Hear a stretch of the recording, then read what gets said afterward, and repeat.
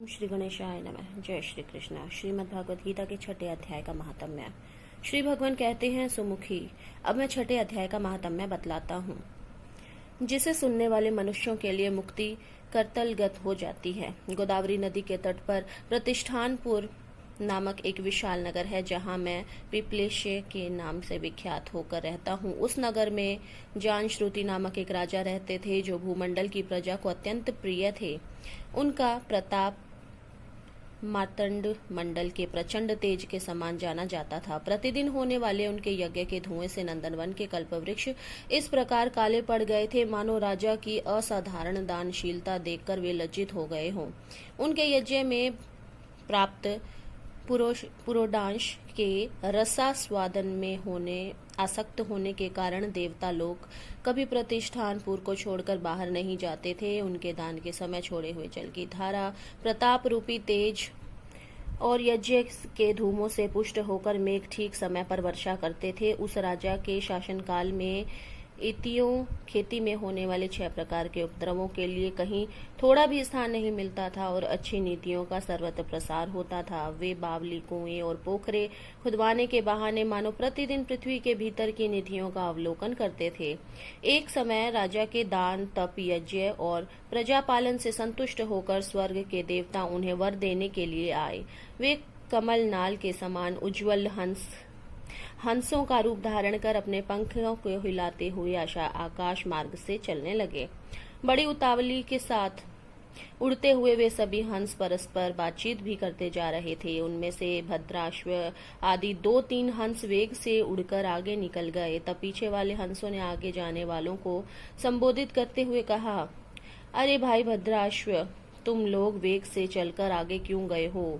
यह मार्ग बड़ा दुर्गम है, इसमें हम सबके साथ मिलकर चलना चाहिए। क्या तुम्हें दिखाई नहीं देता? यह सामने ही पुण्य मूर्ति महाराज जानश्रुति का तेज पुण्य अत्यंत स्पष्ट रूप से प्रकाशमान हो रहा है। उस तेज से भस्म होने की आशंका है, अतः सावधान होकर चलना चाहिए। पीछे वाले हंसों के वचन सुनकर आगे वाले हंस हंस पड़े और उच्च स्वर में उनकी बातों की अवहेलना करते हुए बोले, अरे भाई, क्या इस राजा जानश्रुति का तेज ब्रह्मावादी महात्मा रैक्य के तेज से भी अधिक तीव्र है? हंसों की ये बात सुनकर राजा जानश्रुति अपने ऊंचे महल की छत से उतर आए और सुखपूर्वक आसन पर विराजमान हो अपने सारथी को बुलाकर बोले, जाओ महात्मा रैक्य को यहाँ ले आओ। राजा का यह अमृत के समान वचन सुनकर मह नामक सारथी प्रसन्नता प्रकट करता हुआ नगर से बाहर निकला। सबसे पहले उसने मुक्तिदायिनी काशीपुरी की यात्रा की, जहां जगत के स्वामी भगवान विश्वनाथ मनुष्यों को उपदेश दिया करते हैं। उसके बाद वह गया क्षेत्र में पहुंचा, जहां प्रफुल्ल नेत्रों वाले भगवान गदाधर संपूर्ण लोगों का उद्धार करने के लिए निवास करते हैं। तदंतर नाना तीर्थों में भ्रमण करता हुआ सारथी पापनाशिनी मथुरापुरी में गया। यह भगवान श्री कृष्ण आदि का स्थान है, जो परम महान एवं मोक्ष प्रदान करने वाला है।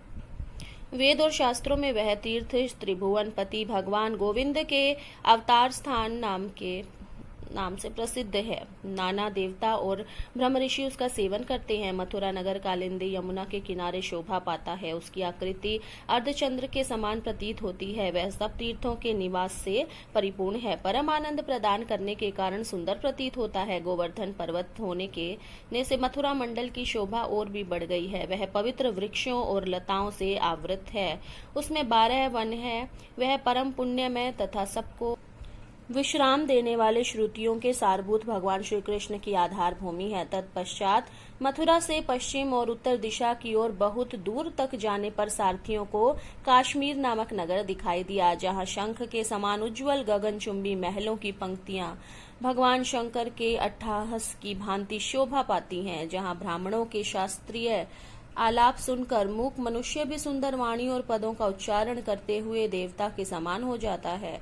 जहाँ निरंतर होने वाले यज्ञ धूम से व्याप्त होने के कारण आकाश मंडल मेघों से धुंधले रहने पर भी अपनी कालिमा नहीं छोड़ता। जहाँ उपाध्याय के पास आकर छात्र जन्मकालीन अभ्यास से ही संपूर्ण कलाएं स्वतः पढ़ लेते हैं, तथा जहाँ माणिकेश्वर नाम से प्रसिद्ध भगवान चंद्रशेखर देहधारियों को वरदान देने के लिए नित्य निवास करते हैं। काश्मीर के राजा माणिकेश्वर ने दिग्विजय में समस्त राजाओं को जीतकर भगवान शिव का पूजन किया, तभी से उनका नाम माणिकेश्वर हो गया। उन्हीं के मंदिर पर दरवाजे पर महात्मा रह के एक छोटी सी गाड़ी में बैठे अपने अंगों को खुजाते हुए वृक्ष की छाया का सेवन कर रहे थे।